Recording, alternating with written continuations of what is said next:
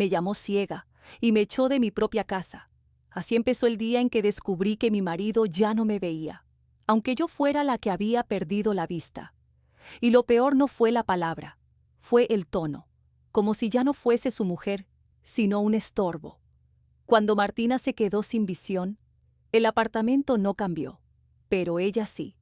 Las mismas cortinas con flores diminutas, el mismo sofá que siempre olía a polvo y domingo, la misma cocina con el esmalte desconchado que antes odiaba y ahora apenas podía imaginar. Pero todo se transformó en un campo minado. Un escalón se convirtió en enemigo, una esquina en amenaza, cada mañana en una prueba silenciosa. Antes de la enfermedad, la vida era previsible y tranquila. Martina corregía cuadernos en la mesa del salón, preparaba la cena mientras comentaba las noticias con Mario, y él, cansado pero amable, aún encontraba fuerzas para bromear. Tenían una rutina pequeña, imperfecta, pero suya. Trabajo, casa, algún verano en la dacha, escapadas al mar. El tipo de normalidad que una cree eterna, hasta que empieza a romperse sin hacer ruido. Primero llegaron los dolores de cabeza, luego las manchas ante los ojos, después los pasillos de hospital, las colas, los susurros de médicos que intentaban sonar optimistas. Hasta que un día, la palabra cayó como un mazazo. Tumor, operación, complicación, silencio. Martina despertó esperando luz y recibió oscuridad. Los primeros meses vivió aferrada a la respiración de Mario, a su forma de cerrar la puerta, al sonido de sus pasos, al suspiro largo cuando se quitaba los zapatos en la entrada. Mientras él estuviera cerca, pensaba ella, algo de la vida anterior seguía intacto, pero el tiempo desgasta incluso al que finge tener paciencia. «Otra vez has roto la taza», murmuró él un día, molesto, recogiendo los trozos. «¿Dónde tenías los ojos?». La frase le cayó encima como un golpe. Ella se encogió, disculpándose en silencio. Para él también es duro, tranquila. Está cansado, se repetía. Al principio lo justificaba todo. Su cansancio, su distancia, su irritación. Mario trabajaba más horas, llegaba tarde, hablaba en voz baja delante del ordenador. Y cada vez un nombre aparecía con más frecuencia. Manuel. «¿Quién es?», preguntó Martina un día con cautela. «Un conocido. No te metas en todo», respondió él, seco. Ese tono, nunca antes lo había usado con ella, como si hubiera un muro que separaba sus dos mundos, el suyo, lleno de llamadas y secretos, y el de ella, reducido a una manta caliente y un plato de sopa. Martina aprendió a vivir de nuevo, a contar los pasos hasta la cocina, a memorizar dónde estaba cada objeto, a no quemarse, a no cortarse. Instaló protectores de goma, descargó un lector de voz, pidió ayuda a una amiga para manejar audiolibros. Poco a poco, el vacío dejó de ser un abismo, pero Mario ya no estaba allí para verlo. «Ven, vamos a dar un paseo. Solo sentarnos en un banco», le pidió una tarde. «¿No entiendes que trabajo 12 horas al día? ¿Paseos? ¿En serio?», bufó él. Y ella escuchó, entre risas lejanas en el auricular, la voz de otra mujer. No preguntó, no lloró, no hizo escenas. Una parte de ella todavía confiaba. Pasará. Es el estrés. Volverá a ser el de antes. Pero esa noche, mientras doblaba ropa a tientas, Mario entró en la cocina y cerró la nevera de un golpe que hizo vibrar las paredes. «Lárgate de mi casa, colega ciega», escupió. Las manos de Martina quedaron suspendidas en el aire, como si alguien hubiera detenido el tiempo. «¿Qué? ¿Has dicho?», susurró.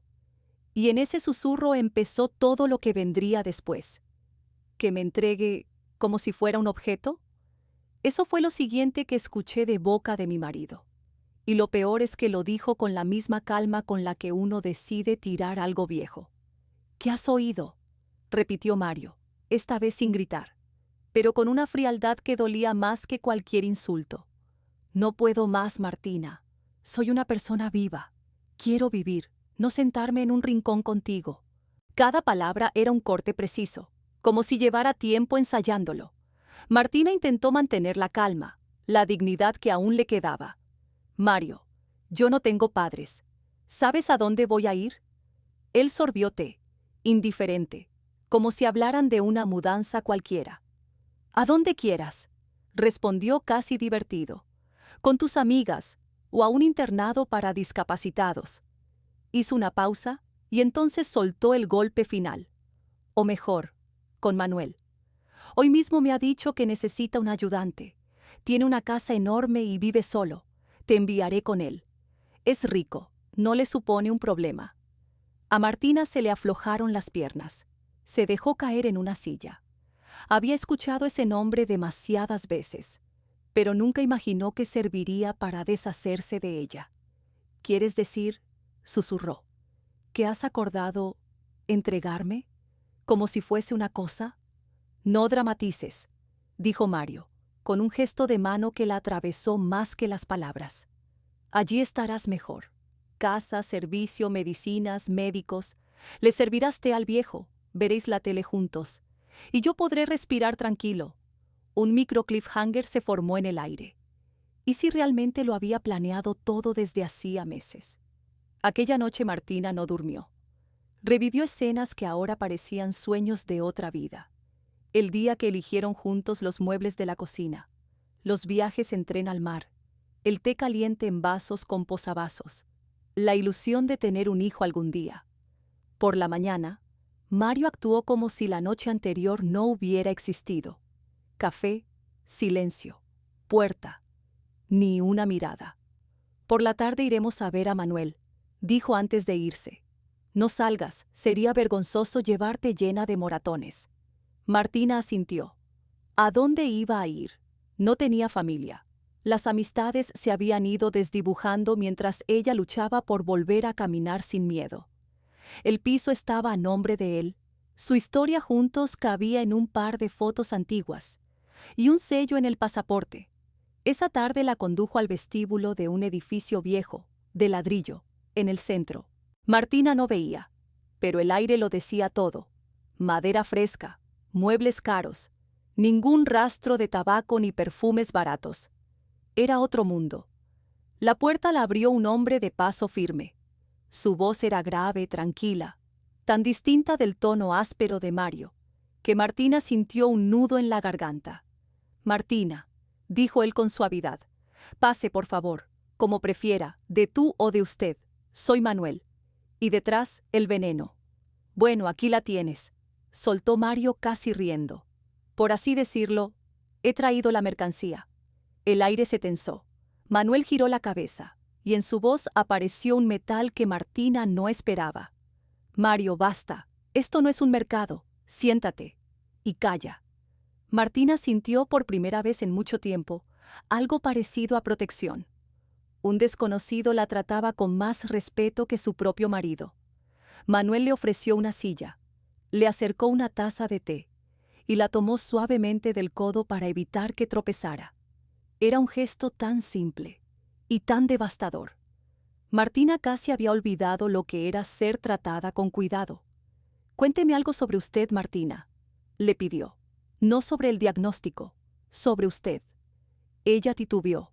Hacía años que nadie le preguntaba quién era, más allá de su enfermedad. Empezó hablando despacio, de los libros, de la música, de la felicidad de ver a una estudiante sacar buena nota, de su sueño de una casita con jardín. Y mientras hablaba, algo dentro de ella despertaba, como si recordara que alguna vez había tenido una vida propia. Mario seguía mirando el reloj, impaciente, como si cada segundo le costara dinero. Finalmente, el tema inevitable llegó. Mario dice que no tiene a dónde ir, comentó Manuel. ¿Es cierto? Martina bajó la voz. Sí, después de la operación ya no trabajo. No tengo padres. El piso es de él. No tengo a nadie. Hubo un silencio breve, denso. Tengo una casa grande, dijo Manuel. Soy viudo. Ya no tengo la salud de antes y necesito a alguien. No con manos, sino con cabeza. Y carácter tranquilo. No una cuidadora. Ya tengo enfermera. Necesito compañía. un ayudante. Expuso las condiciones: habitación propia, comida, salario, medicinas.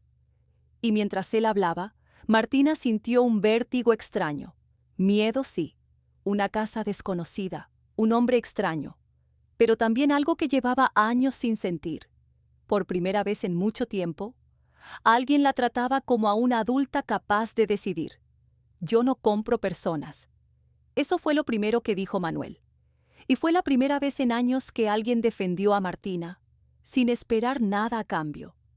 Ese simple gesto partió en dos su vida. Si no estás de acuerdo, añadió él con una suavidad inesperada, te ayudaré a encontrar un buen lugar y pagaré tu estancia allí. Pero decidirás tú, ni tu marido, ni yo. Martina respiró hondo. Ese tú decides llevaba años sin escucharlo. Acepto el trabajo, dijo con calma. Si todo se hace oficialmente. El aire se tensó. Mario se revolvió en la silla. Martina, ¿qué haces? Lo habíamos acordado. Ella lo interrumpió. Por primera vez. No, Mario. Nunca acordamos nada. Tú decidías por mí. Y yo, ya no. Ese ya no fue un mini terremoto. Un micro cliffhanger que dejó a Mario sin palabras. Manuel llamó a un abogado. El contrato se redactó ese mismo día. Le explicaron todo, cada línea, cada cláusula. Para firmar, Martina pidió que le guiaran la mano. La firma quedó temblorosa, pero firme. Suya. Mario recibió exactamente lo que estipulaba el documento. Solo una compensación por deudas de servicios y medicinas. Nada más. Ninguna venta. Ningún beneficio. Y ahí él empezó a lanzar palabras como piedras. Mientras Martina metía sus pocas cosas en una bolsa. Ropa, 2 fotos antiguas, un reproductor con audiolibros. Mario caminaba de un lado a otro del piso, murmurando insultos cansados, como un perro que gruñe porque ya no tiene dientes. Martina se detuvo en el umbral de la cocina, la última imagen de su antigua vida. Gracias por lo bueno que hubo, dijo con una serenidad que no sabía que tenía. Lo demás queda en tu conciencia. Y cerró la puerta. La casa de Manuel era otro universo. Un vestíbulo amplio, alfombras suaves, madera cálida, aroma a café recién hecho por las mañanas. Nada que ver con el eterno olor a aceite quemado de su antiguo hogar. Los primeros días, Martina caminaba con cautela. Todo era nuevo. Pasos, ecos, silencios. Manuel resultó ser un hombre de costumbres. Se levantaba temprano, tomaba avena aunque la detestaba. Los médicos insistían. Y por las tardes escuchaba viejas grabaciones de Shulchenko, Utiosov o bardos soviéticos. No hacía preguntas invasivas. No le marcaba un ritmo. No la observaba por encima del hombro. Le daba algo que Mario jamás entendió. Tiempo.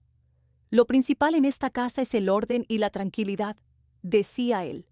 Lo demás vendrá solo. Paula, la mujer encargada de la limpieza, la guiaba con paciencia infinita. Aquí está la cocina, aquí la tetera. Por allí no, que hay un escalón. Y este es mi número, póngalo junto al teléfono. Se lo aprenderá en nada. Cada día el miedo retrocedía un poco. Martina empezaba a moverse sin encogerse, sin esperar el golpe de una esquina. Y cuando se perdía, Manuel se reía. ¿Se ha confundido de puerta? No pasa nada. Llevo 30 años aquí y aún me equivoco de armario. Ese humor calmo curaba. A insistencia de Claudia, la hija de Manuel, Martina fue sometida a una revisión médica completa. La acompañaron el conductor y la propia Claudia. Martina no esperaba nada. Se dejó hacer. Pero el joven médico, tras mirar las imágenes, levantó la vista. Hay una posibilidad, pequeña pero real. Podríamos intentar otra operación y un curso de rehabilitación. Martina sintió que la tierra se abría bajo sus pies. ¿Otra operación?, susurró. Claudia tomó aire. Mi padre y yo hemos decidido que lo intentaremos. No queremos una guardiana detrás de la puerta. Queremos una persona viva. Vamos a intentarlo, Martina. Otro micro cliffhanger emocional. ¿Y sí? La operación no fue un milagro cinematográfico. Fue dolor, luz que deslumbraba, formas borrosas, mareos, cansancio. Martina se enfadaba consigo misma, con el mundo, con la lentitud del proceso, pero nunca estuvo sola. Claudia aparecía con café negro en vaso de plástico. Manuel, con su calma imperturbable. Bueno, ¿qué tal hoy? Y la enfermera, con la rutina de quien cree en lo pequeño. Vamos, ayúdela a llegar a la ventana. Un paso más. Y así, casi sin darse cuenta, Martina empezó a caminar hacia algo que jamás pensó que volvería a tener. Una segunda oportunidad para ver el mundo. Meses después, Martina volvió a ver, aunque fuera a medias. Y esa mitad de claridad fue más luminosa que toda su antigua vida. Primero fueron contornos, luego colores apagados. Después, letras grandes que se abrían paso como si volvieran del pasado. Un ojo avanzaba, el otro seguía terco, nublado, pero aquello ya era un milagro. Una noche, mientras la casa olía a sopa de pollo, Martina entró en la cocina sin bastón. Entreabrió los ojos y por primera vez vio a Paula tal como era, una mujer sólida, enorme, de rostro agotado pero bueno. Paula Ivanovna, susurró. «¡Qué gorda estás!», resopló la mujer fingiendo indignación. Estallaron en una risa ligera, limpia, casi infantil. Hacía años que Martina no reía así. Años. Manuel observaba sus progresos sin teatralidad, sin discursos grandilocuentes, sin colgarse medallas. Pagaba, organizaba, llamaba taxis, recordaba pastillas, sin invadir, sin exigir. Esa quietud suya era un refugio. Martina se convirtió poco a poco en más que una acompañante. Le ayudaba a ordenar documentos que el ordenador leía en voz alta. Le indicaba cambios de fuente en folletos para facilitar la lectura a personas mayores. Y Claudia le abrió un mundo nuevo. La incorporó al trabajo de la fundación dedicada a quienes habían perdido la visión. Martina escribía textos, respondía correos, narraba historias de otros. Y cada día su pasado pesaba menos. No porque lo olvidara, sino porque ya no volvía a él como quien toca una herida abierta. Esa herida, al fin, estaba sanando. Mientras tanto, la vida de Mario se desmoronaba igual que se había desmoronado la suya, pero sin dignidad. Lo despidieron. Entró en negocios turbios. Firmó papeles sin leerlos. Buscó salidas fáciles que nunca llegaron. Los amigos se esfumaron. Los acreedores empezaron a llamar. Primero ignoró, luego mintió. Más tarde, se escondió. Pero nadie huye de una citación judicial. El día del juicio llegó con olor a pintura vieja y papeles húmedos. En el banco de los deudores, otros hombres esperaban como él, derrotados, temblorosos, o fingiendo orgullo mientras revisaban compulsivamente el móvil. El alguacil pronunció su apellido. Mario se levantó. Intentó estirar la espalda, aunque por dentro se encogía. Esperaba, rogaba, que el acreedor no apareciera para ganar tiempo. Pero entonces la puerta se abrió. Entraron dos personas. Una mujer joven, traje sobrio, mirada firme. Y otra, con un bastón blanco en la mano. Al principio Mario no prestó atención, pero luego vio el movimiento de los hombros, la postura, la forma de inclinar la cabeza. Su corazón se detuvo un instante. La mujer giró ligeramente el rostro, un ojo entrecerrado, el otro turbio, pero la mirada, esa mirada que un día lo recibió con amor y después con un dolor quieto, irreprochable. Martina. Mario se tambaleó. Se agarró al respaldo de la silla. Su mundo, ese que había intentado sostener a base de mentiras, se rompió en un segundo. Ella llevaba el pelo más corto, cuidadosamente peinado, un maquillaje suave, ropa sencilla, elegante, sin adornos innecesarios. El bastón blanco no parecía un símbolo de debilidad, sino una extensión de su presente, de su fuerza. La abogada se presentó, dijo su nombre y el de la fundación que representaba al acreedor. Martina se sentó a su lado, dejó una carpeta sobre la mesa con un gesto tranquilo, seguro. ¿Es usted representante del Fondo Nuevo Día? preguntó el juez. Sí, respondió Claudia. Y esta es mi colega consultora y miembro del Consejo de Administración, Laura. Mario sintió que el aire se le escapaba del pecho. Martina, ¿eres tú?, susurró sin voz. Ella giró la cabeza hacia él. La mirada no tenía rencor, tampoco nostalgia, solo una calma que él jamás había conseguido darle. Hola, Mario, dijo, y comenzó la sesión. El juez pasó las páginas como quien hojea una historia ya conocida. Los abogados discutían cifras, leyes, transferencias. Pero Mario no oía nada. Su mente golpeaba siempre en el mismo punto. Ella estaba allí, con traje, con documentos, con una postura que no tenía nada que ver con la mujer que él abandonó junto a los fogones. No se había roto, no estaba hundida, era otra. Claudia habló con voz firme. El demandado tuvo la oportunidad de saldar la deuda extrajudicialmente. Sin embargo, evitó deliberadamente los pagos, cambió de teléfono y se escondió. El fondo adquirió su deuda porque nuestra organización ya había financiado a su empresa. Aquí están los documentos.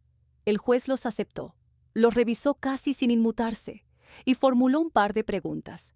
Mario intentó interrumpir, pero su voz sonaba hueca, patética, desnuda. Me han tendido una trampa, balbuceó. No sabía que pasaría esto.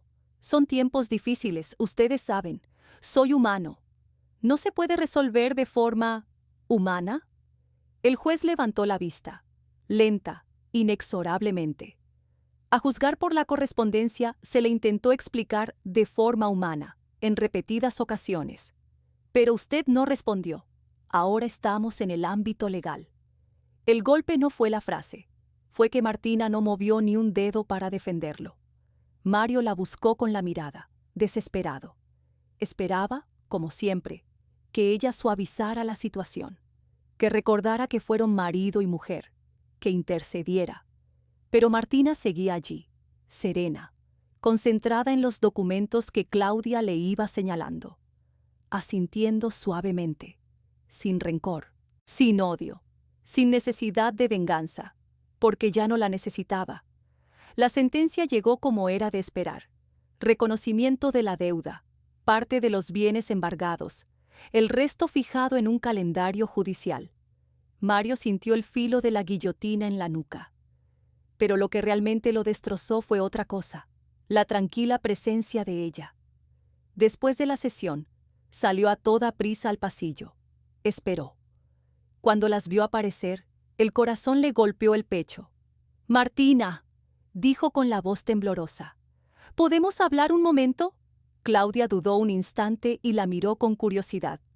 «Te espero en la salida», susurró, y se alejó. Quedaron solos junto a una ventana estrecha, con alféizares desgastados. Afuera, la ciudad seguía su ritmo. Coches, gente, el olor a empanadas. Dentro, un silencio cargado. «Tienes buen aspecto», murmuró Mario, casi tragándose las palabras. No me lo esperaba». Martina respiró despacio. «La vida no terminó en aquella cocina, Mario, aunque tú pensaras lo contrario». «Martina, yo…» se atragantó. Estaba cansado, enfadado. Todo se me vino encima. No sabía cómo vivir con una persona enferma. Ella lo corrigió con suavidad, pero con una firmeza que lo desarmó. «¿Ni siquiera intentaste averiguarlo? Te dieron opciones. Ayudarme a ir a especialistas, cambiar algo en tu vida. Elegiste otro camino. Hablamos del presente, no del pasado». Él tragó saliva. «¿Trabajas en la fundación?» «Sí». Martina levantó ligeramente el bastón. «Ayudamos a personas como yo, con abogados, documentos, tratamiento, alojamiento. La mayoría agradece la oportunidad». Y entonces Mario mostró lo que siempre había sido. «Tú podrías, hablar por mí, decir que no soy un villano, que simplemente el destino me ha puesto en esta situación. Podrías pedir a la dirección que…» Un silencio pesado cayó entre los dos. Martina lo miró como quien reconoce un patrón antiguo. «Eres el mismo en todas las situaciones, Mario. Cuando yo necesitaba apoyo dijiste, No soy una enfermera, y ahora que eres tú quien necesita ayuda, buscas a alguien que hable por ti. Se oyó un murmullo lejano en el pasillo. Ella continuó. El tribunal no es un lugar para emociones. Allí hay ley. Tuviste la oportunidad de llegar a un acuerdo antes, cuando te llamaron. Ignoraste esas llamadas. Ahora es tarde. Él abrió los brazos, desconcertado, casi infantil. Entonces, ¿no me vas a ayudar? Martina lo miró con una compasión sin nostalgia. No te haré daño, respondió con calma. Y esa fue para Mario la sentencia más devastadora de todas. Y tampoco voy a cargar con el precio de lo que tú elegiste hacer, dijo Martina sin elevar la voz, pero con una serenidad que helaba. Recuerdo perfectamente lo liberado que te sentiste cuando dejaste de tener que mirar mi ceguera. Lo dijiste tú mismo.